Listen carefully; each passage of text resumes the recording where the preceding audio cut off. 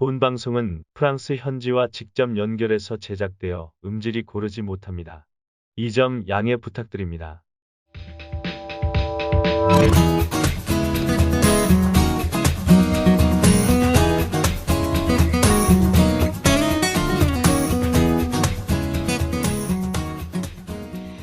안녕하세요, 여러분. 인문결TV. 저는 여러분들의 이슈 피커 애나입니다. 지금 화면에 어떻게 저도 보이시고 임상훈 선생님도 보이시는지 모르겠는데 처음으로 지금 인문결TV에서 시도해보고 있습니다. 저는 서울에 있고요. 그리고 우리의 임상훈 선생님은 바로 저기 멀리 파리에 계시는데요. 선생님 안녕하세요. 안녕하세요.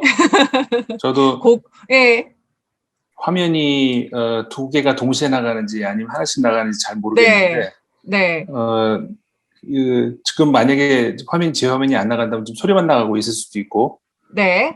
아니면 화면이 같이 나가는지 잘 모르겠습니다. 어쨌든 멀리서 인사드리겠습니다. 안녕하세요. 안녕하세요, 선생님. 아니, 잘 지내셨어요? 예, 잘 지내고 네. 뭐 시차가 이제 7시간이 있으니까 예.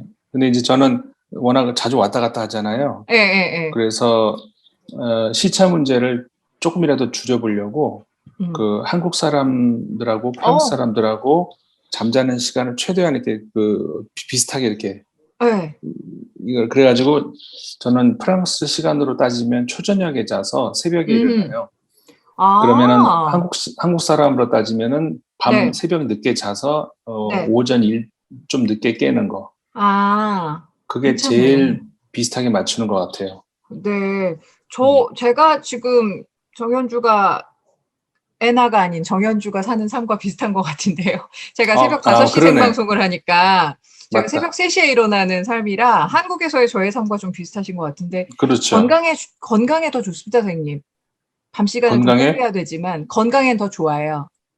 그런가요? 네, 밤 시간을 좀 포기해야 되지만 아침 시간을 충분히 활용하시면 나쁘진 않아요. 네. 근데 뭐 밤 시간을 활용할 건덕지가 없어서 아니 진짜 파리 상황 어때요? 요즘에 코로나19 상황 어떻습니까? 거기 락다운 좀 풀렸어요? 예, 이제 프랑스 상황하고 한국 상황하고 비교를 간단히 하자면 네네. 뭐 많은 대략은 이제 아시겠지만 코로나 상황이 유럽이 훨씬 안 좋죠. 네. 그래서 프랑스 같은 경우도 최근까지 매일 확진자가 이제 3만, 4만 그 사이를 왔다 갔다 했어요. 우리는 500, 700 사이 왔다 갔다 하잖아요. 네네네. 근데 500, 700이 아니라 1000대도 아니고 만대, 3만, 4만을 왔다 갔다 하다가 백신이 점점 조금씩은 속도를 내고 있어요. 물론 아직 멀었지만. 그래서 그 영향일 수도 있고 어쨌든 프랑스는 최근 몇 달 동안에 모든 것이 봉쇄되어 있었거든요. 저녁 7시 통금, 아침 6시에 통금 해제. 그리고 모든 카페, 식당 다 문 닫고 문화시설, 그러니까 영화관, 뭐 극장 전부 문 닫고 필요한 그 시장, 그러니까 우리 먹고는 살아야 되니까 이제 그런 것들만 열고 그리고 이제 슈퍼에 가면은 왜 먹거리도 있지만 왜 옷이랑 책 이런 것도 팔잖아요. 그럼요. 예. 그러니까 그런 거는 평평성이 문제가 되잖아요.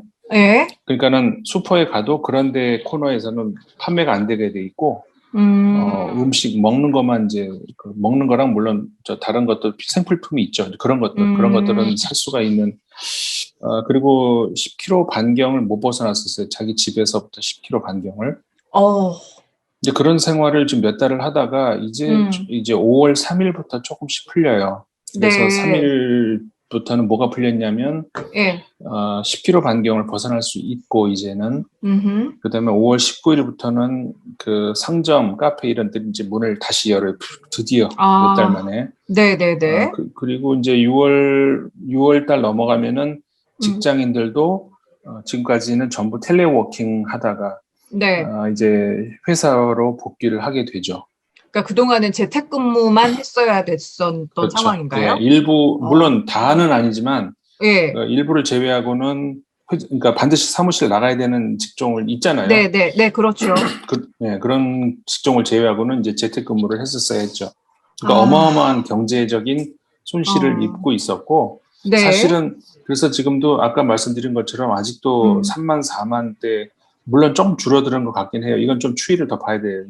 요 며칠 사이만 보고는 제가 확신 있게 답변을 드리기는 어렵고 최근 조금 변화하는 조짐이 있는데 이거는 추이를 한번 봐야 되겠고 어쨌든 그럼에도 불구하고 지금 몇만 대의 신규 확진자가 나옴에도 불구하고 이렇게 개방을 하는 것은 그만큼 경제적인 부담감 너무나 많은 그 피해들이 지금 일어나고 있기 때문에 네. 그 부담감이 너무 크기 때문에 이제 다시 서서히 개방을 하는 걸로 그렇게 이제 알고 있어요. 예, 지금 저희는 뭐 서울 뉴스도 계속 한국 뉴스도 선생님께서 모니터하고 계시겠지만 가장 큰 오늘 이제 코로나19 상황 관련해서 좀 선생님과 얘기를 나눠보려고 하는데 가장 큰 그 이슈가 사실은 백신 문제예요. 네, 그래서 네. 지금 그러니까 가장 최신에 나왔던 뉴스는 잠시 그러니까 백신 수급 상황이 좋지 않아서 잠시 멈췄다가 다시 가야 되는 그런 시점이 아닌가라는 이야기가 나오고 있고 그리고 이 백신을 또 정치적으로 정쟁의 또 수단으로 이용하시는 분들 많으시잖아요. 이제 이분들 같은 경우는 계속해서 이제 쏟아내는 게 뭐 특히나 이제 아스트라제네카 관련해서 아스트라제네카 백신을 맞고 건강했던 경찰관이 지금 어떻게 쓰러졌다 이제 이렇게 이야기를 하고 계시는데 물론 그게 백신의 영향인지 아닌지는 아직 밝혀지지 않은 상황으로 알고 있습니다만 그러니까 정치적으로 좀 공격의 수단을 삼고자 하시는 분들은 굉장히 이 부분에 대해서 예민하게 자꾸 보도가 나오고 있으니까 그걸 그렇게 좀 활용을 하고 그렇지 않은 이제 대부분의 일반 시민들은 과연 우리가 백신을 안전하게 그리고 그 집단 면역이라는 것도 사실은 전문가들 사이에서 집단 면역이 정말 무엇을 말하는지 그것도 좀 아직은 좀 왔다 갔다 혼돈이 있는 것 같은데 과연 나는 백신을 언제 맞을 수 있고 이 백신을 맞았을 때 과연 우리가 집단 면역이라는 걸 달성할 수 있고 그래서 조금 더 일상생활을 할 수 있는지에 대해서 굉장히 관심이 많은 시기라고 할 수 있는데요. 근데 지금 또 프랑스 이야기를 듣다 보면 우린 이미 지금 거의 일상생활을 한 번도 포기해 본 적은 없다라는 생각이 좀 들어요. 이 맞아요. 부분에 대해서 우리가 좀 잘 알고 있어야 되는데 그럼에도 불구하고 사실은 남의 발이 다친 것보단 내 발가락에 있는 조그만 티끌이 더 아픈 거잖아요. 그렇죠. 그러다 보니까 해외 사례들보다는 지금 우리 사회에 집중해서 보다 보면 우리 정말 아직도 너무 힘들다 이렇게 표현하시는 분들이 많은데 조금만 좀 시야를 좀 넓게 봤으면 좋겠습니다. 맞아요. 그럼 단도직입적으로 선생님 여쭤볼게요. 네. 지금 저희 나오는 보도 가운데 K방역 실패했다. 이런 표현을 하는 사람들도 있거든요. 있죠. 대한민국 어쩌자고 지금 우리는 백신도 미국이나 이런 데는 백신 다 맞아갖고 남아돈다는데 우리는 이렇게 못 맞고 있나 이렇게 부정적으로 생각하시는 분들이 많아지셨는데 이분들에게 선생님께서 생각하시기에는 좀 어떻게 생각을 하시는지 좀 여쭤보고 싶어요. 그 K방역 흔히 우리가 이제 부르는 여기에서 이제 그 이중 전선이 있는 것 같아요. 제 생각에. 네. 그리고 이중 전선에다가 또 다른 의미에서 이중, 그래서 이제 곱하기 2해서 4개가 있는 것 같아요. 이중 전선이라고 하는 것이 이제 첫 번째 제가 무슨 의미로 말씀을 드렸냐면, 우리는 지금 코로나와 싸워야 된단 말이에요. 근데 이제 코로나와 싸우면서 동시에 기레기들을 하고 싸워야 돼요. 그래서 그런 의미에서 이중 전선이라고 얘기를 한 건데, 저도 이제 우리 애나도 언론 분야에 계시지만 언론에 있는 사람이 스스로 자기한테 이제 기레기라고 얘기를 하는 것이 즐겁진 않죠. 지금 표정도 되게 씁쓸해하시는 표정인데 자기가 속해 있는 분야에다가 그런 말을 날리는 게 이제 별로 이렇게 기분이 좋지는 않지만 진짜 그 보다 못해서 그런 소리가 나올 수밖에 없는데. 언론이 자기의 이제 정치적 관점이 있는 것에 대해서 뭐라고 할 수는 없어요. 그렇죠? 정치적인 지향점은 분명히 언론도 가질 수 있어요. 그럼요. 그런데 그러면 그 지향점을 가지고 그 지향점에서 일관성을 보여주면 된단 말이에요. 그런데 그 지향점의 일관성을 보여주지 못한 건, 예를 들어서 A라는 정권이 알파의 일이 일어나고 있을 때는 그걸 찬양을 해. 그런데 B라는 정권에서 똑같은 알파의 일이 일어나는데 그걸 비난을 해. 그거는 언론의 그 정치적 지형하고는 전혀 관계가 없는, 그렇죠. 이게 이제 전형적인 기레기라고 우리가 흔히 부르는 것이죠. A 정권에서 알파를 비난했으면은 B 정권에서 알파가 일어나서 똑같이 비난을 해야 되고, A 정권에서 알파의 사건에 대해서 찬양을 했으면 B 정권에서 똑같은 일을 했을 때 그건 또 찬양을 할 수밖에 없는 거예요. 그렇지 않다면은 그거는 그 언론으로서의 이제 그 가치가 없는 한마디로 이제 그 공해일 뿐이라는 것이죠. 네. 이제 그런 것 때문에 그 언론 문제가 지적이 돼야 되는데, 예. 그 다음에 그러니까는 아까 말씀드린 걸 다시 말씀드리자면, 언론이 비판을 하는 것에 대해서 우리가 입을 막아야 된다는 의미가 절대 아니라는 거예요. 예. 어떤 일관성을 보여주면 좋겠는데, 네. 아까 처음에 이랬다가 나중에 이랬다. 예를 들어 백신 같은 경우도 처음에는 백신 위험하다 그러다가 이제는 백신 가지고 이제 왜 안 들어오냐 그러고 어쩌라는 거예요. 그러니까. 그럼 지금은 덜 위험해졌나? 다른 나라에서는 그 안 위험한가? 아니면은 원래는 안 위험했나? 지금은 뭐가 달라졌는데? 그러니까 일관성이 없는 그런 보도. 그 얘기는 이제 좀 이따 다시 할 거고요. 근데 우리 일단 처음에 개괄적인 얘기부터 먼저 하자고요. 예. 두 번째 제가 전선을 얘기했던 것은 뭐였냐면은, 그 우리가 이제 코로나를 상대로 해가지고 이제 전열을 가다듬고 이렇게 맞서고 있잖아요. 네. 그 과거에는 그 우리가 소위 그 방역이라고 해가지고 이제 백신이 없는 시대, 없던 당시에 어떻게 하면은 현 상황에서 우리가 막아낼 수 있는가 있었잖아요. 그러니까는 공격적인 어떤 그 검진, 그래 가지고 이제 진단 키트가 중요했고, 격리가 중요했고, 이제 등등. 그다음에 모든 자 이제 그다음에 백신이 나오기 시작을 하면서 이제 더 공격적으로 백신을 이제 뿌리기 시작을 한단 말이에요. 네네. 그러면서 이제 코로나를 방어해 나가는데, 그러니까 지금 현재의 최전선은 백신이죠. 백신. 그다음에 그 이전에 있었던 그 방역은 이제 후방 지역이란 말이에요. 네네. 그쪽을 많이 지나서 백신을 밀고 나가고 있으니까. 그런데 그 지금의 현재의 후방 지역에 있을 당시에 한국의 그 K 방역이라고 흔히 우리가 부르는, 다른 데서 K 방역이라면 안 쓰고 우리는 그렇게 부르는 거죠. 네네. 그러니까 한국의 그 방역 효과에 대해서 어마어마한 찬사를 들었어요. 예. 근데 거기에 대해서 한국 언론들도 별 얘기를 못했죠. 네. 하고 싶어도 사실이니까. 하고 싶어도 너무나도 명백하니까. 네네네. 그러면서 이제 지금 백신은 나갔는데 가만히 보니까 백신은 이 한국 정부가 잘 못하는 것 같아. 그러니까 여기에서 이제 현재의 전방에서 막 공격을 해야 되는 거죠. 그런 의미에서 2 곱하기 2중으로 이제 백신 전방에서 언론을 필두로 하는 어떤 그 반대 세력들의 어떤 그 공격까지. 그러면서 이제는 후방으로까지 공격을 해요. 무슨 얘기냐면, 과거에 우리 K 방역 잘했다고 한번 들여다보자. 그러면서 가만히 보니까 잘한 게 아니었네. 그때부터 엉터리였네라고 게릴라전까지. 그러니까 전방 후방에서 지금 그 언론들이 쏟아붓고 그 공격을 하고 있어요.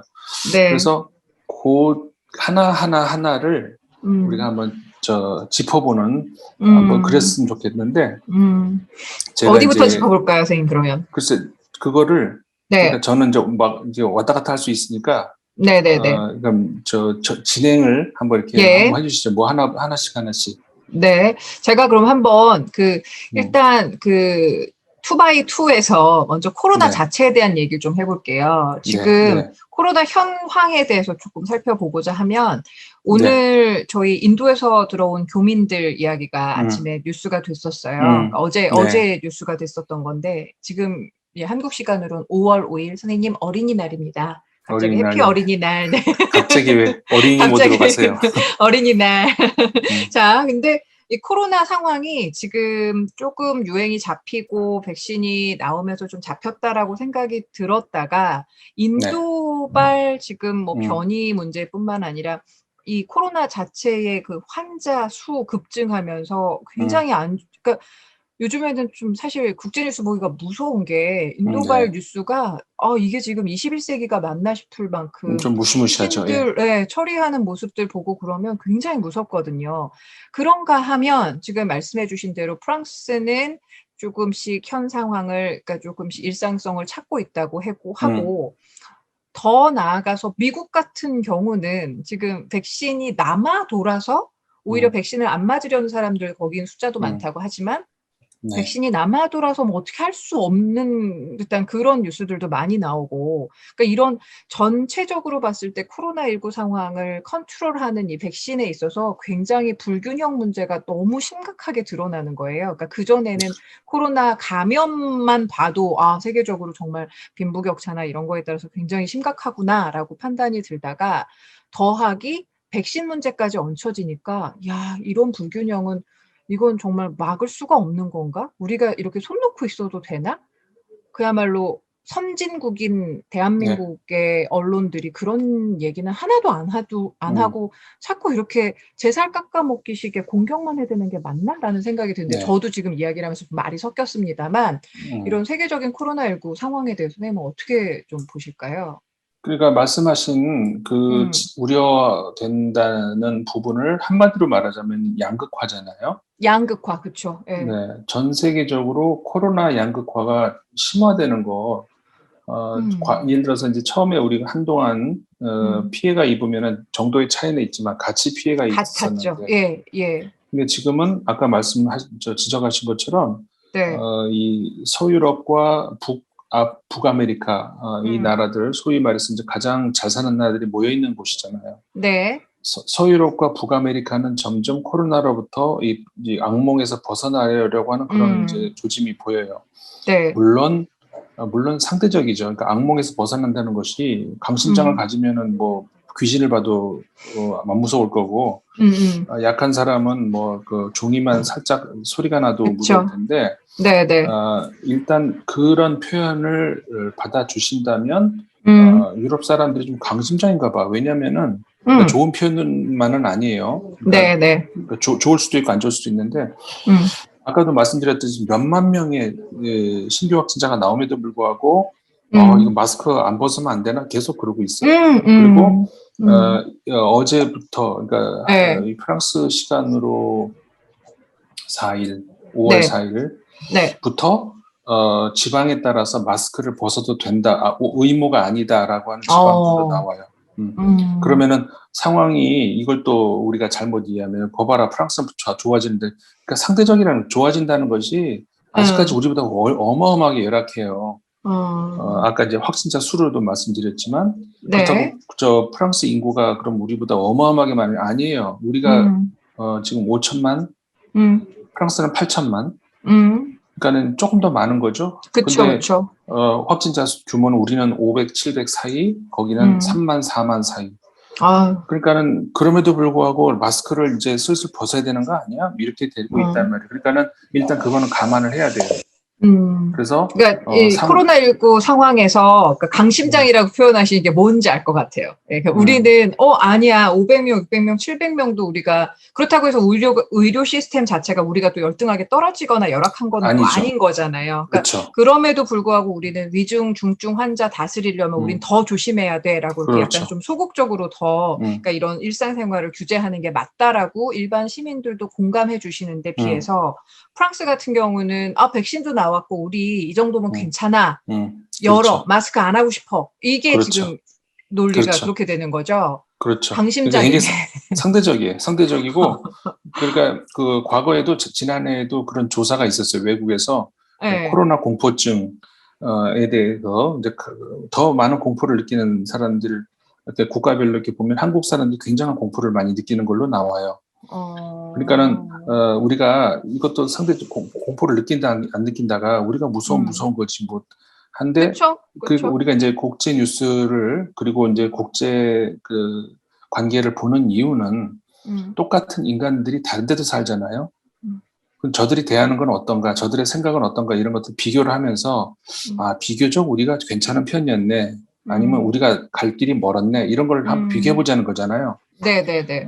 그래서 그런 면으로 봤을 때 코로나를 대응하는 그 자세에서 우리가 좀 더 뭐라고 할까 좋게 얘기하면은 더 조심을 하는 것이고 좀 나쁘게 얘기하면 너무 아둥바둥하는 거고 이쪽 사람들은 좋게 얘기하면 굉장히 의연하게 대처하는데 좀 나쁘게 얘기하면은 아무 생각이 없어 보여요. 그러니까 뭐가 좋고 나쁘고가 아니라 네. 분명한 그 사람들의 그 기질 차이는 있다는 거죠. 오케이. 근데 그런 상황에서 이제 한국 같은 예, 말씀을 예. 아니요 이해했어요. 예. 그러니까 저는 그런 걸 보면서 그러니까 거꾸로 그 생각을 하는 거죠. 지금 뭐 영국에서 그 마스크 벗고서 콘서트 가서 이제는 그거 하는 실험도 했더라고요. 얼마 전에 영국 한국 같으면 굉장히 런던에서는. 위험한 짓이죠. 만약에 그거 한번 해보자고 했다, 뭐 문체부발 그런 게 있었다 그러면 아마 난리 났을 거예요. 난리 날 거예요. 예, 그리고 거기에 가려고 하는 젊은이들 혹은 콘서트 참가하려고 했던 시민들한테도 온갖 욕이 쏟아졌을 거예요. 그렇죠. 예. 그러니까 그런 실험이 가능하다는 것도 전 굉장히 의아했었는데 지금 선생님 말씀 드리니까 조금 이해가 되긴 됐어요. 근데 이 어떡하나요? 이런 양극화 더 심해질 것 같은데. 그러니까 아까도 언론 지적을 하셨잖아요. 네. 그런 것에 대한 어떤 비판 언론은 사실은 이렇게 보면은 언론인들보다는 그러니까 언론상에도 기고문 같은 데에서 이제 학자라든가 이제 네. 정치인이라든가 이런 사람들이 그런 백신 양극화, 코로나 양극화를 우려를 하고 또 어떤 비판을 하고 그러지 언론인들 하는 걸 별로 못 봤어요. 오히려 언론인들은 한국은 왜 그렇게 안 하냐라고 이제 그걸 자꾸 부추긴단 말이에요. 네. 그런데 이제 그것도 이제 두 가지를 나눠서 생각을 해야죠. 그럼 한국이 그걸 잘 못하고 있느냐고, 비판해야 될 대목을 너무 언론이 놓치고 있다는 그 대목 두 가지를 따로 나눠서 생각을 해야 되는데, 네. 어쨌든 이 코로나를 대응하는 데 있어서 언론들이 이런 양극화를 지적을 하지 않은 것, 이건 분명히 한국 언론이 우물 안의 개구리 수준을 못 벗어나는 그런 뭐라고 할까 비판을 받아도 되는 것 같아요. 그러니까 선생님, 우리 언론 얘기해 주셨는데 그러면 예. 유럽이나 미국의 언론은 어떻습니까? 이런 그러니까 사실은 이게 어찌 보면 자국 이기주의일 수도 있지만 전체적으로 봤을 때는 지금 어찌 보면 전 인류가 당하는 초유의 사건 속에서 우리는 일단 우리부터 먼저 살자라고 얘기했을 때 그걸 또 이기주의라고만 하기에는 그렇게 폄하하기에는 또 좀 아직은 그렇게 평가하기는 좀 그렇습니다만 이 미국이나 유럽이나 이 프랑스에서의 언론은 어떤 지금 태도를 갖고 있어요? 백신 수급 불균형 문제에 대해서? 두 가지가 다 나오고 있는 것 같아요. 두 가지가 다. 그러니까는 일단 자국에 얼만큼 보급이 됐는지에 관심을 가져야 되는 것이 당연한 거죠. 네네. 그리고 지방 언론이라면은 자기 지방의 뉴스에 그쵸. 더 관심을 가지는 것이 당연한 거고. 네. 그런데 만약에 우리가 이렇게 한번 생각을 해보자고요. 어떤 한국 특정 지방의 지방 언론이 있잖아요. 그럼 그 지방 언론에서 당연히 지방에서 벌어지고 있는 일들에 관심을 가지고 그건 당연한데 예를 들어서 이제 우리가 그냥 아무렇게나 충청남도라고 하나 충청남도의 한 언론이 경기도 사람은 죽어도 됐는데 충청도 사람들 살려야 될 거 아니야 이런 식의 보도는 이상하잖아요. 못하죠. 네. 네. 그러니까 더 관심을 가지고 더 챙겨보고 더 분석을 하고 이런 건 자기 지방을 그건 당연하지만 네. 다른 데는 죽어도 되는데 우리는 살아야 되는데 이런 거는 곤란하지 않아요? 그러니까 마찬가지라는 거죠. 네. 그러니까 한 국가의 언론도 당연히 자기 나라에 얼만큼 잘 돌아가고 이제 관심을 가지고 있는 그건 당연한 건데 다른 나라는 상관없는데 우리는 어떻게 해야 되는 거 아니냐? 그거는 잘못되지 않았느냐라는 거죠. 그러니까 두 가지가 다 있는 것 같아요. 그런 이런 양극화에 대한 지적 이런 것들이 당연히 나오고 있고 그리고 당연히 현재 우리나라가 얼마나 이제 잘 보급이 되고 있고 원활하게 뭐가 되고 있고 이런 것 관심을 가지는 것 당연하고 두 가지가 다 있는 것 같아요. 자, 그러면 일단은 이 코로나 관련해서는 좀 이야기를 전해 들었고, 앞서 말씀드린 대로, 그러니까 기레기라고 표현해 주셨는데, 우리 언론의 일관성 문제에 대해서 좀 지적을 해 주셨잖아요. 네. 그러니까 코로나를 대처하는 방법 중에 일종의 방어 전략으로서 대한민국이 그동안 잘해왔다라는 것에 대해서 K방역이라고 우리 스스로 명칭을 명명을 하고 굉장히 자부심을 갖고 있었으나 이제 공격 적극적인 공격 수단이라고 할 수 있는 백신 문제에 있어서는 조금은 늦은 감이 없지 않아 있어. 그 부분을 공격을 하는 것까지는 이해를 하는데 K-방역 자체가 실패했다라고 지금 또 언론에서 계속해서 나오고 있는 것에 대해서는 선생님 어떻게 생각을 하세요? 그 근거로 실제로 어떤 언론 같은 경우에 이제 그렇게 얘기를 해요. K 방역이 과연 네. 성공했느냐. 그러면서 알고 보면은 그게 아니다라고 하는 그 근거로 뭐를 드냐면 예. 그 우리나라에서 이제 그 검사를 하잖아요. 사람들이 키트, 예, 진단 키트. 찾아와서 이제 이렇게 하고 하는데 그 숫자가 우리 그 코로나 초기에 굉장히 많았죠. 그러니까 지난해 딱 1년 전에 지난해 이맘쯤까지는 검사 숫자가 우리나라가 월등하게 많았어요. 많았죠. 예. 그러면서 이제 그 검사를 많이 하니까 당연히 많이 그 확진자가 나오죠. 네. 그런데 다른 나라에서는 확진자가 점점 놀래가지고 이제 검사를 시작하면서 다른 나라 확진자가 확 올라가고 우리는 별로 안 올라가고. 그러니까는 검사를 많이 하면서 투명하게 공개하고 이제 우리의 방역이 됐잖아요. 예. 근데 어느 정도 시점에 가면서부터는 다른 나라가 검사를 어마어마하게 많이 하기 시작을 한 거죠. 네. 그런 걸 가지고 우리가 그 일부 언론에서 뭐라고 하냐면은 한국의 확진자가 덜 나오는 이유는 검사를 많이 안 하기 때문에 덜 나온다. 검사를 많이 했더라면 더 나온다. 이런 식으로 실제로 보도를 해요.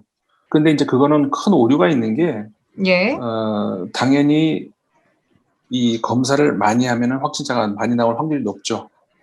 그러니까 확진자를 제로로 하는 방법, 제일 좋은 방법, 제가 한번 얘기했잖아요. 언제 한번 애나님이랑 얘기했어요. 확진자 제로로 만들 수 있는 방법이 하나 있다. 기가 막힌 검사 안 방법. 하면 되죠. 그렇죠. 검사 안 하면 되죠. 네. 그러면 확진자 제로가 지금 중국이 그러고 있잖아요. 그러니까 근데 중국이 그러니까 중국에 관련해서는 자기의 신뢰성이 없기 때문에 나는 뭐 어떻다라는 말을 자체를 하고 싶지가 않고. 네. 선생님 그거 좀 딴 얘기긴 한데 그거 보셨어요? 네. 중국 기관지에서 자기네 인공위성 쏘아 올리고 우주로 향할 때 인도는 시신에 와, 저 그거 보고 와, 어디서 대국이라는 말을 갖다 붙이지라는 생각이 너무 들어서 저희 얼마 전에 뭐 이영준 교수님과도 중국 이야기 나눠봤습니다만 너무하지 않았나요? 그러니까 중국이 자꾸 그런 일을 왜 그래요? 일단 첫 번째로 이 사람들이 지금 정해놓은 시기가 있잖아요. 그리고 미국을 앞서야겠다는 어떤 그런 강박관념이 너무 강해요. 그 강박관념에서 자꾸 그런 행동이 나오는 것 같아요. 자기는 우주선 쏜다 이거죠.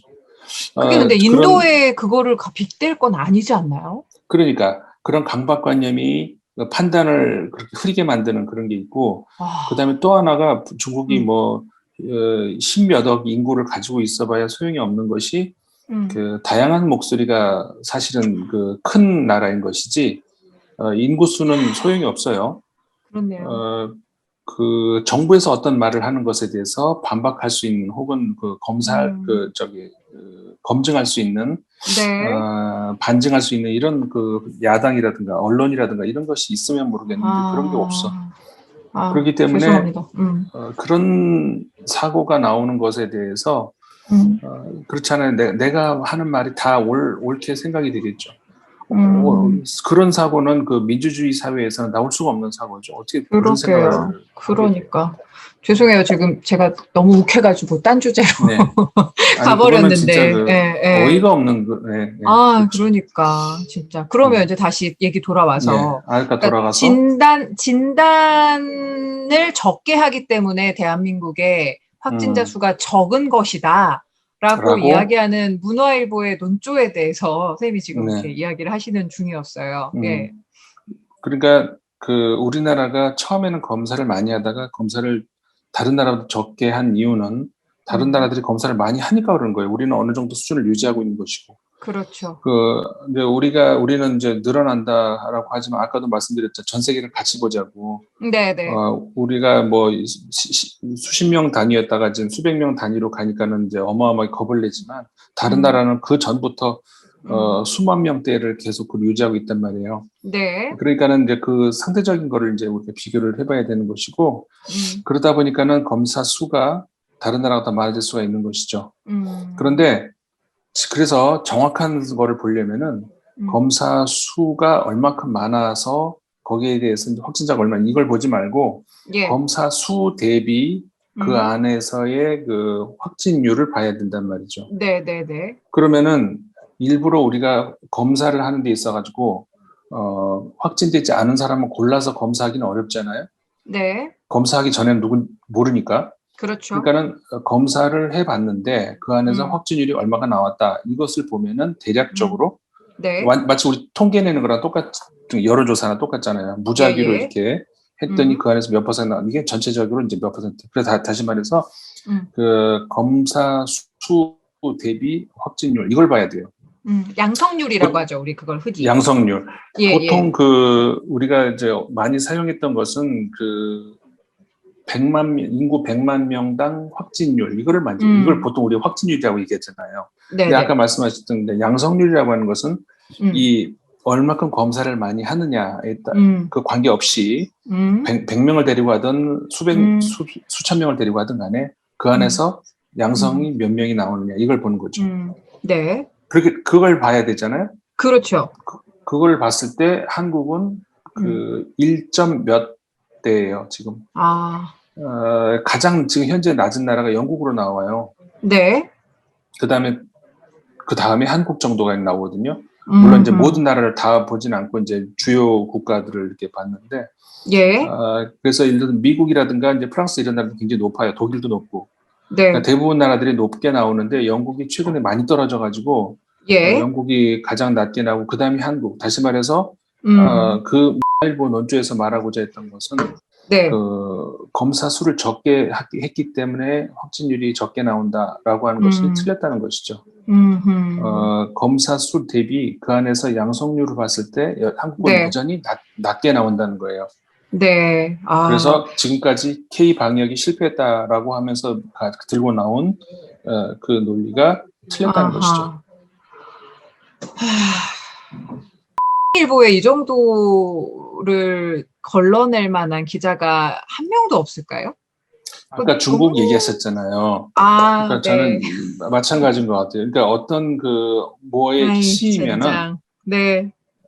이렇게 그 이성 그 냉철한 판단을 못하게 만드는 이렇게 되는 것 같아요. 그리고 자기가 믿고 싶은 대로 이제 믿는 건데 그 한마디로 기자 정신을 잃은 거죠. 아이고 참. 그 양성률 말씀해 주셔서 지금 제가 하나 좀 조사를 살펴봤는데 일본 현지에서 4월 말쯤에 47개 행정구역별 그 양성률을 한번 살펴봤어요. 그랬더니 도쿄가 38.1%네요. 와. 어마어마한 거죠. 우리가 지금 1%대라고 말씀을 해주셨는데 엄청나네요. 제가 그 자료를 하나 이게 영국 자료예요. 네.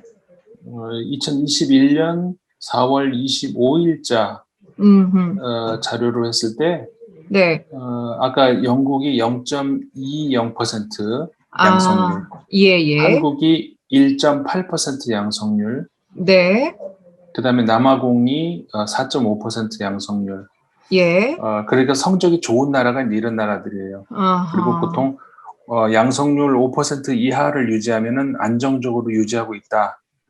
그러니까는 그 생활을 유지할 수가 있다는 것이죠. 그러니까 만약에 우리가 독감 유행철이라고 해서 사회가 무너지지 않잖아요.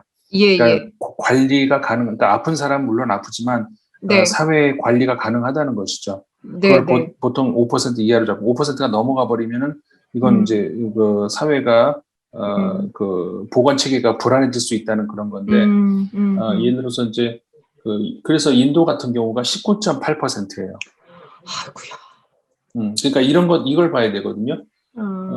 독일 같은 경우도 13% 정도 돼요. 미국도 5%가 넘어가요. 그러니까 이 자료, 그러니까 이런 것들을 우리가 봐야 정확한 그 상황을 알 수가 있다는 거죠. 영국의 그 Our World in Data, Our World in Data 저 연구기관에서 이제 나온 자료예요.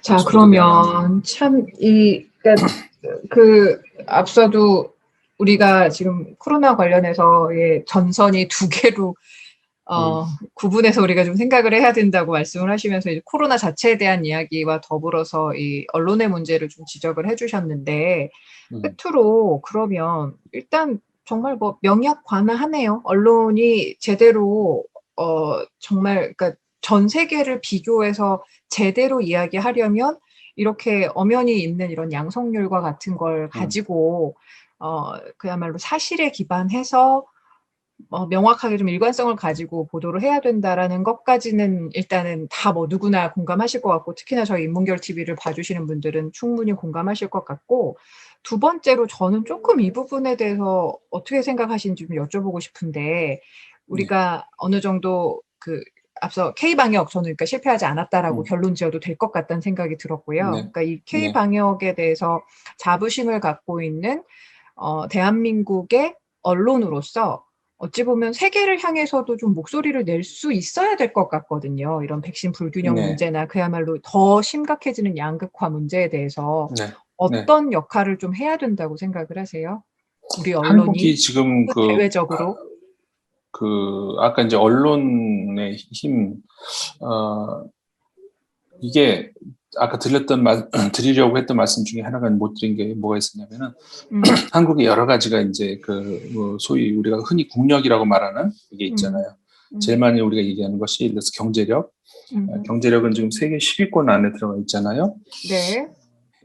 해에 따라서 뭐 이게 좀 11, 12로 내려갈 수도 있었지만 다시 10위 됐다가 이게 이제 지금 9위, 8위도 사실 앞으로 우리 잠재적으로 올라갈 수 있는 그런 힘이 있는데 그다음에 국방력 역시 세계 10위예요. 우리가 맨날 그러니까 북한하고 비교가 안 돼요. 국방력이 비교가 안 되는데 어쨌든 국방력 세계 10위 그리고 모든 것들 뭐 K 방역 말할 것도 없고 그런데 언론 지수 이런 것들은 뚝 떨어져요. 저 뒤로. 근데 그 언론 지수에서도 우리가 이제 까먹고 있는 게 어떤 분야인지, 그러니까 언론 국경 없는 기자회에서 이제 언론을 평가를 하잖아요. 언론 환경을 평가를 해서 점수를 매기는 다양한 분야가 있을 거 아니에요. 우리가 점수를 많이 까먹는 부분이 어디냐면은 언론의 자유는 굉장히 높아요. 하고 싶은 말은 다 할 수 있다. 그거는 높은데 언론의 독립성 거기에서 굉장히 깎아먹어요. 그러니까 언론을 누가 지배하고 있을까? 몇몇 사람이 지배를 하고 있는 거예요. 그러니까 한마디로 말해서 소유 구조는 몇몇 사람이 지배할 수도 있죠. 뭐 그런 나라들이 또 많이 있어요. 우리나라 외에도. 하지만 보도에 대한 독립성을 소유자와 이렇게 나눠서 해야 되는 그런 거는 언론 선진국이라고 하면 다 가지고 있는 건데 그런 의미에서 한국은 다른 면에서 다 선진국인데 언론은 후진국이라는 거죠. 그런 차원에서 이제 언론을 봐야 되는데 코로나 관련 보도를 해서도 아쉬운 게 이제 그런 거거든요. 우리가 언론이 지적할 수 있는 부분들이 세계 경제력이라든가 그다음에 코로나 방역 능력이라든가 모든 면에서 그리고 특히 이제 코로나 관련해서도 한 가지가 우리가 또 있어요. 코백스 퍼시리티라고 있잖아요. 그러니까 전 세계적으로 코로나 사실 백신이 상황이 이렇게 될 거라는 걸 과거에도 예상을 했었어요. 그럼요. 예. 다 예상은 됐었고 그래서 공정한 보급을 위해서 전 세계에서 나서서 하자는 그런 운동이 있었는데 특히 일부 나라가 더 나서서 그 중에 하나가 이제 한국이었단 말이에요. 네네네.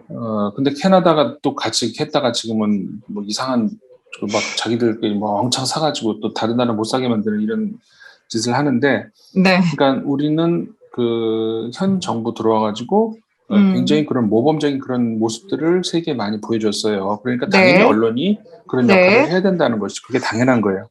근데 이제 그렇게 되려면 언론 환경이 다른 나라에서 한국의 언론을 주목할 수 있는 상황이 돼야 되는데 지금은 한국의 언론이 주목을 받는 상황이 아니고 그건 우리가 스스로 무덤을 판 거니까 아까 얘기했던 말씀드렸던 그런 여러 가지 이유로 아무튼 이제 그런 역할을 해야 되는데 백신 관련해서도 우리가 이제 사실 백신 실패했다 이런 얘기들 많이 나오잖아요.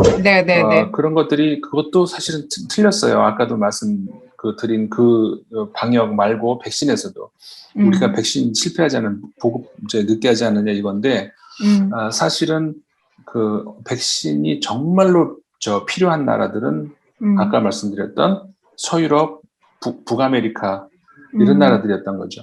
초반에 방어 전략에서 좀 실패했던 나라들. 네. 그런 이스라엘 나라들은 마찬가지고. 그렇죠. 그게 절박했던 거죠. 예. 네. 그러니까 그 나라들은 백신에 사활을 걸 수밖에 없었어요.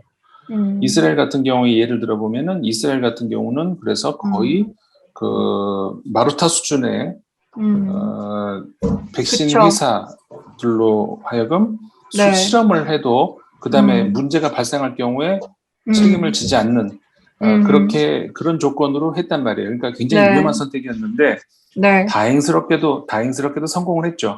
그건 이제 우리가 축하 보내야 될 일이고 그렇죠. 자축해야 될 인류로서 자축해야 될 일이지만 네. 굉장히 위험한 선택을 할 수밖에 없었던 이유가 그거예요. 우리는 그런 위험한 선택을 그렇죠. 할 수밖에 없었던 상황인 거고 우리는 그럴 필요가 없었던 거고. 그렇죠. 그런 위험한 선택을 할 상황이 아니었단 말이에요. 그리고 이 공룡 제약회사들과 불리한 조건으로 계약을 할 이유가 없었던 것이고. 근데 다행히 이제 백신 효과가 나오니까 그 나라들이 지금 좀 상황이 좋아지고 있는데 그걸 가지고 지금 해가지고 앞뒤 맥락 다 자르고 우리는 왜 백신 안 샀냐. 그런 왜 앞뒤 맥락을 생각을 안 하는 거예요. 못 하는 거예요. 그러니까 뭐 나쁜 놈이에요? 돌대가리예요? 둘 중에 하나 아니에요? 둘 중에 하나잖아. 둘 중에 하나인데. 둘 다인가? 둘 다인 것도 같습니다. 난 요즘에 그 언론에 이 코로나 관련 보도라는 거 보면 너무 화가 나가지고 그래요. 아, 그러니까요. 아니, 그러니까 이게 그리고 그 무엇보다도 지금 이 코로나 상황에 지금 말씀 지적 잘해 주셨는데 언론의 이 보도 행태를 보면 이게 우리 건강권과 직결된 문제잖아요. 그러다 보니 전 국민이 다 바라보는 문제란 말이에요. 그동안에 코로나 사태가 아닌 이상 뭐 다른 어떤 사회 문제라든가 경제 문제라든가 또는 뭐 정치 문제라든가 전 국민이 바라보지 않았었어요. 그럴 필요도 없었고 사실은 내가 관심 있는 분야만 지켜보고 얘네 무슨 보도를 이런 식으로 해 하고 말았었는데 그게 아니라 지금은 건강과 생명과 관련된 것들을 다루고 있는 보도에서조차도 말도 안 되게 각자 보고 싶은 대로만 창을 짜서 그것만 보고 그렇지 않은 것에 대해서는 묵살하고 그러니까 저는 최근에 어떤 일을 지금 실제로 겪고 있냐면 어르신께서 기저질환이 있으세요. 그래서 백신을 맞느냐 마느냐를 가지고 정말 걱정하실 수밖에 없는 상황이잖아요. 그런데 어떤 의사는 백신 못 믿겠다. 맞지 말아라. 라고 이야기를 하시니 좀 주저주저하셨고 또 어떤 의사는 무슨 소리냐. 기저질환을 갖고 계실수록 코로나 바이러스에 감염이 됐을 경우에 치사율을 줄이기 위해서라도 반드시 맞아야 된다라고 하고 의사들 간에도 뭔가 불안함이 있으니 판단을 하시는 게 좀 달라지겠지만 현장에서도 그런 우왕좌왕이 왜 나올까를 생각을 해봤을 때 그 의사가 갖고 있는 정치적인 성향 혹은 그가 접하고 있는 정보가 어떤 정보이냐에 따라서 조금씩 생각이 달라지고 있다라는 걸 지금 현장에서 느끼고 있는 거예요. 맞아요. 이렇게 무책임한 태도가 있을 수 있습니까? 그건 전 너무 화가 나더라고요. 맞아요. 그리고 우리가 이제 의학 관련해서도 그 의사분들의 우리가 몸이 아플 때는 의사분들의 어떤 판단과 그분들의 조언 이런 것들이 이제 필요로 하고 신뢰를 가져야 되는 것이죠. 그런데 신뢰를 갖는다는 것이 그분들의 말씀이 진리라고 하는 것과 동일어가 아니라는 것, 그거는 우리가 가지고 가야 돼요. 신뢰를 가질 수 있다는 것은 가장 근접한 진리에 근접할 수 있다고 내가 판단을 해서 그쪽으로 내가 이제 판단을 던지는 것이지 거기에서 만약에 알고 봤더니 아니야. 그럼 의사한테 책임을 그럴 수는 없어요. 그럼요. 그러니까 신뢰를 준다는 것은 내 판단이었던 것이지 그럴 수는 없다는 거예요. 그 말은 다시 바꿔 얘기하면 의사의 말을 진리라고 보면 안 된다는 것이죠. 그러니까는 A 의사, B 의사가 말이 다를 수 있다는 것. 그분들 공부 많이 하셨지만 그 의학 말고도 다른 분야 공부 많이 한 사람들 많이 있잖아요. 그렇죠. 10년 공부하고 박사학위를 받아도 그 분야에서 모르는 거 투성이에요. 맞아요. 그러니까 의학도 마찬가지라는 거. 그러니까 폄하한 의도가 아니라는 거 아실 거예요. 그 반대예요. 정말 공부를 많이 하시고 탁월하신 줄. 근데 그게 전체를 다 알고 있는 건 아니기 때문에 그들의 조언, 그들의 판단 이런 것들 우리가 신뢰를 가져야 되는 것이죠. 그러면은 신뢰를 준다는 것은 그들의 판단이 더 합리적이라고 생각하는 그렇게 판단을 한 우리의 그 합리성을 믿는다는 얘기. 그러니까 제발 그런 거 가지고 필요 없는 그런 어떤 시비거리가 있지 않았으면 좋겠다는 거, 그런 거. 아니, 근데 일반적으로 그런 시비거리를 갖고 싶지 않은데, 언론에서 지금 이상한 지형으로 자꾸 그렇게 시비거리를 만들어내고 있으니까. 그거를 자꾸 이제 정치적으로 몰고 간단 말이에요. 예, 맞아요. 예. 그러니까 그 부분을 그런 것, 참. 네. 문제가 많아요, 근데 그런 데에서. 그러니까 그거를, 사실 언론의 그 장난질까지도 말하고, 장난질을, 용인하는 건 결국 독자들 때문에 그러는 거죠. 그걸 용납을 못하면은 그런 짓을 못하는데, 정치적으로 휘둘려요, 또 국민들이. 그러니까는 그런 짓을 하는 거 아니에요? 제발 이거 판단을 좀, 뭐랄까, 이게 결국 인문학적 소양이라고 할 수가 있는 것인데, 그래서 자칫 또 이런 얘기를 하잖아요. 그럼 가르치려 든다 그래요, 또. 그러니까 입 다물고 있으라는 이야기로 들리는데, 네. 인문학을 가르치는 거 아니라는 거 아시잖아요. 그죠? 예, 네. 스스로 생각할 수 있는 그렇죠. 생각의 힘을 키우기 위해서, 그러니까 우리 임상 선생님은 좀 이렇게 많은 저희 인문결 TV를 구독하시는 분들께 도움의 이 안내자로서 역할을 하고 계시는데요. 여러분께서도. 네. 근데 저는 정말 우리 인문결 TV가 잘 됐으면 좋겠어요. 갑자기 이게 사심 방송이 아니라, 왜 이렇게 같은 신문을 봐도 같이 토론할 수 있는 사람들이 주변에 많이 있으면, 네. 그러니까 내 의견이 틀릴 수 있구나라는 그 그럼요. 확증을 갖게 되는 게 이 토론이잖아요. 근데 그럼요. 지금 대한민국 지형에서는 뭔가 토론을 하고자 하면, 너 내 편 아니네. 얘기하고 싶지 않아.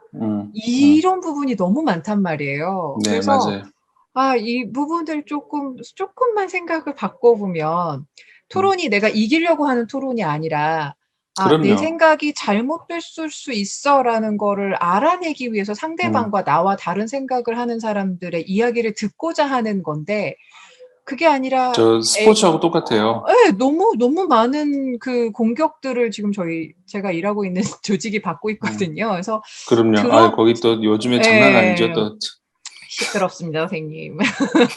그래서 할 말 많지만 하지 않는 지금 그런 상황인데 이렇게 좀 많이 방송을 들어보신 분들은 그렇게 말씀을 이렇게 함부로 하지 않으실 것 같거든요. 근데 방송도 들어보지 않고 TBS가 그동안 어떻게 해왔는지에 대해서 별로 보지 않으려고 하시는 분들이 그냥 딱 낙인 찍고서 문을 닫아버리시는 거예요. 그러니까 맞아요. 그거 자체가 저는 너무 속상하고 그래서 요즘에 근데 이 지금 코로나 관련해서 나오는 보도들을 봐도 지금 조금만 시야를 넓혀서 구체적인 수치만 봐도 그렇게 함부로 아까 땡땡일보 얘기해 주신 대로 그렇게 비판할 수는 없을 것 같은데 그걸 버젓이 숫자가 말이야 다르잖아. 검사를 안 하니까 우리가 적지 이렇게까지 말을 해버리는 건 너무 무식한 태도가 아닌가 싶은데 제가 맞아요. 말이 길어졌습니다, 선생님. 어쨌든 그러니까 두 가지 다 그러니까 우리가 실패했다라는 것이 이제 아까 말 그런 땡땡일보도 그랬고 근데 방역 백신 많이 못 들어오는 거 아니냐 이것도 이제 아까 잘 못 보는 부분이 있다는 그런 거 말씀드렸잖아요. 그러니까 우리가 이것도 비교를 해볼 필요가 있어요. 그 백신율이 있잖아요. 그러니까 백신율이라고 그 접종률. 접종률 대비 우리보다 접종을 덜한 나라, 더한 나라 이렇게 나올 수 있잖아요. 우리보다 접종을 더한 나라들은 전부 우리보다 열악한 나라들이에요. 우리보다 접종을 덜한 나라도 있겠죠. 그런 나라들은 우리보다 상황이 더 좋은 나라들이에요. 상황이 더 좋은 나라들은 어떤 나라들인지 한번 꼽아볼게요.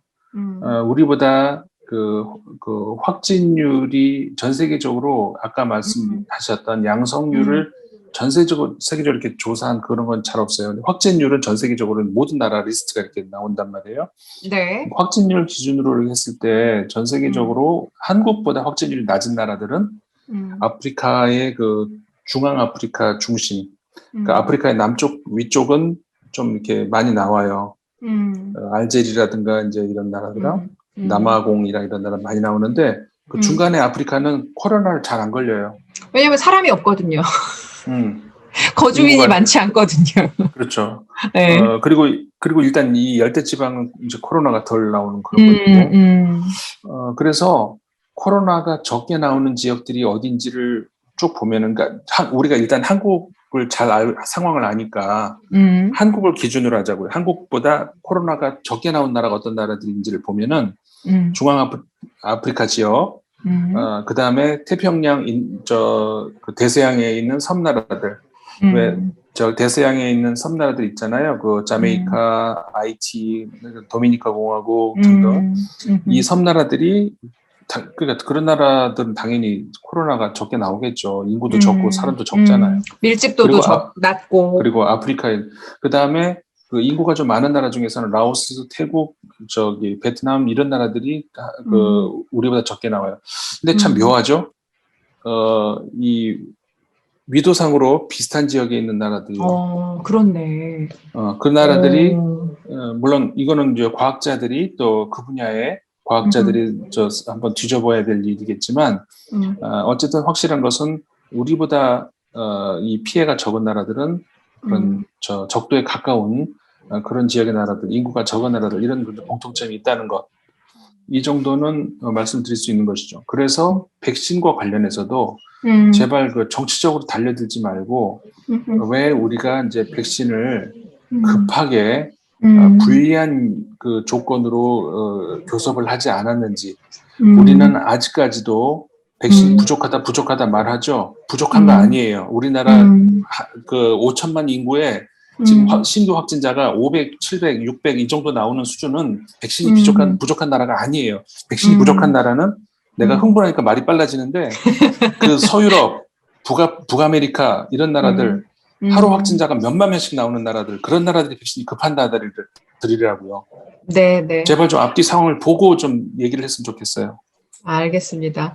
앞뒤 상황을 보고 이야기할 뿐만 아니라 조금은 세계를 향해서 바른 목소리를 낼 수 있었으면 좋겠는데 자꾸 국내적으로만 이상한 정쟁을 일으키려고 그래가지고 그게 더 좀 마음이 아픈 것 같고요. 선생님 오늘 아침 거기 새벽 3시, 4시 이렇게 된 것 같은데 지금은 이제 새벽 4시 13분이 됐네요. 그렇게 됐네요. 정말 감사하고 또 그러니까 파리 계신 동안은 이렇게 인터뷰를 진행을 해보죠. 뭐 그렇죠? 네네. 그리고 다음번에 조만간 그 우리 코로나 관련해서도 저거 얘기 한번 해요. 경제 관련 이야기. 좋아요. 경제 어렵다 하잖아요. 그 얘기 한번 해보자고요. 네. 알겠습니다. 이렇게 인문결 TV에서 줌을 통해서 이렇게 또 이야기 나눠본 건 처음인 것 같은데 어떻게 시청하시기 괜찮으셨는지 모르겠습니다. 댓글로 여러분들의 의견도 활발하게 남겨주시면 좋겠고요. 임상훈 소장과 저는 또 다음 시간에 뵐게요. 선생님, 뭐 저기 프랑스어로 굿모닝 뭐라 그래요? 그거 보슈 그러죠 뭐. 보슈. 이게 봉주르는 알겠는데 봉슈 이거 발음이 잘 안 돼요. 좀 되게 정확하신 발음이에요. 어쩌다 보니 그냥 나왔어요. 봉슈. 오바는 또 봐가요? 뭐죠? 오바는 뭐죠? 이제 헤어질 때. 오바, 바이. 다음에 뵙겠습니다. 안녕.